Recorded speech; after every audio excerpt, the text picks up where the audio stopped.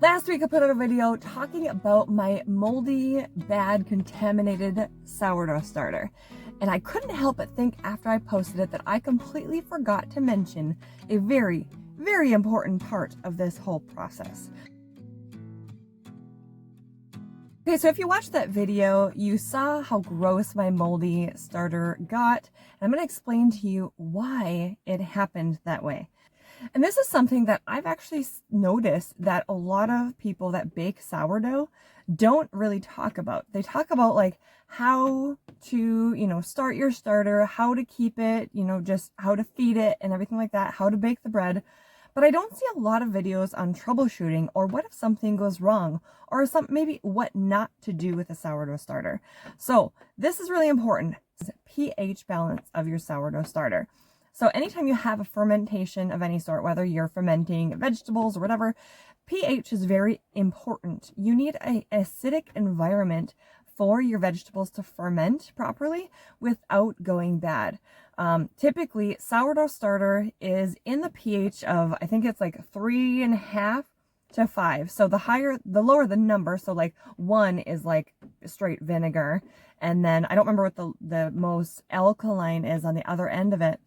But you're going to have very alkaline things, and then you're going to have stuff in the middle that's neutral. Now, with sourdough starter, typically, like I said, it's about 3.5 to 5%, I think, is kind of a healthy sourdough starter. It is on the acidic side of that scale. Now, when your sourdough starter is not fed regularly, it starts to get that hooch on top, and that means that your starter is hungry. That hooch actually is more acidic, which is why when you open up your sourdough starter and it has that hooch on it, it is like a punch in the face of like smell. It smells like vinegar or like alcohol. It's a really like pungent, really like nose burning kind of smell. That just means it's raising on the pH scale. So it's becoming more acidic because it needs to be fed. Now, I am a free feeder when it comes to sourdough. So that means that, and this is like completely taboo for so many like artisan bakers out there and people that measure everything in their kitchen. This means that I don't actually weigh out my water or my flour for sourdough. And it's really not necessary. And I'll explain to you why and what happened with my starter. Most people, when they're feeding their starter, they are doing either like a 1:1 ratio, meaning they have a particular portion, let's just say 1/4 cup sourdough starter. They typically will feed it 1/4 cup flour and 1/4 cup water.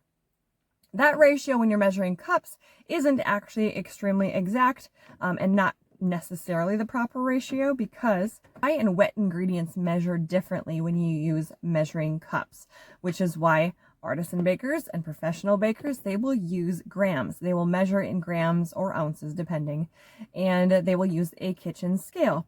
I have a kitchen scale. I've done that before. I've done it all the ways. For me, it's one of those things that I'm just not going to tend to as much regularly if I need to pull out an additional step. So that is why I started free feeding. So that means I'm just adding water and flour to get the consistency that I want. Free feeding is completely, totally fine if you're using your starter a lot. And here's why, is because free feeding does sometimes cause you to have a lot of discard on hand. Good thing for me is I like making discard recipes a lot. I incorporate into muffins and pancakes all the time, both of which I have videos on this channel for if you're interested in that.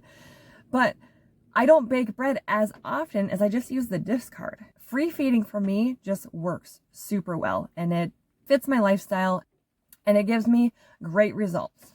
So now back to my experiment from last week. The reason I bring all of this up is because I did something specific in my experiment with that starter to see how it would affect the pH balance. Now, I do not take strips. You can get strips and you can like test the pH of your sourdough starter. I don't have any of that. I do a lot of, again, if I'm not even going to measure out with, a scale or whatever, I'm really not taking a ton of time to measure out the pH. But you can tell a lot about your sourdough starter by the way it looks, by the way it smells, and its texture when you're using it. So those 3 things are so important and a really good telltale sign if you have a healthy starter. So in my experiment that I showed the results of last week, I remember specifically opening up my starter and I was like, okay, it's starting to get a little loose, which is what happens as your starter ages and it's not being fed. It would become very like watery and loose. The cultures in your sourdough starter have eaten everything that there is to eat, and it is now starting to break down and it is becoming more acidic. So I wanted to experiment with just putting a little bit of flour in. I did not add water. I added a little bit of flour in just to see how that would affect it. And that ultimately threw off the pH because it wasn't fed properly. And that is why the starter got to the state that it was in. If I would have just stirred my starter and put it in the refrigerator, it would have just developed a hooch and would not have developed any sort of mold or contamination within the container. Because my starter is actually very healthy, and if you follow it on Instagram, or even I've shared some shorts here on YouTube, my starter is very happy and healthy, and I don't have any issues baking bread or giving it a feeding and getting it to liven up really easily. So it is not necessarily that I had a bad starter. By improperly feeding it and giving it just a little bit of flour, I threw off the pH, which created the perfect environment for mold and bacteria to grow. Mold and bacteria can get into your starter from anything. You could have mold spores in your house. You could have something on a utensil that you put in your sourdough starter. It could be something as simple as like a dog hair or like a little piece of food, or anything can bring contaminants into your sourdough starter. You'd be surprised at how many times something probably is in your starter, but your starter is healthy enough to fight it off, and therefore it does not become an issue. So I wanted to make sure that I took this moment and shared that with you because it is so important and not something that people often talk about. So if you watched that video and you were like, that's really gross, what is this chick doing to her sourdough starter? That was a controlled experiment, and I figured out why it ended up the way it did. And I tried to explain most of it in that video, but I forgot this very important piece of it that I really needed to share with you. So I thought, let's just do it as I pull into work today. It was on my mind, like who doesn't think about sourdough and they'll drive into work, you know?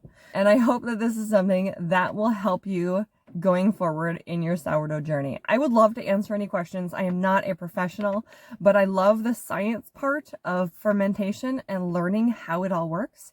And I have no shame in sharing how, if things have gone wrong, I want to share that with you because that is something that can help you in your journey, or someone else if you're sharing information with somebody else. And stick around because I'll be making another starter next month.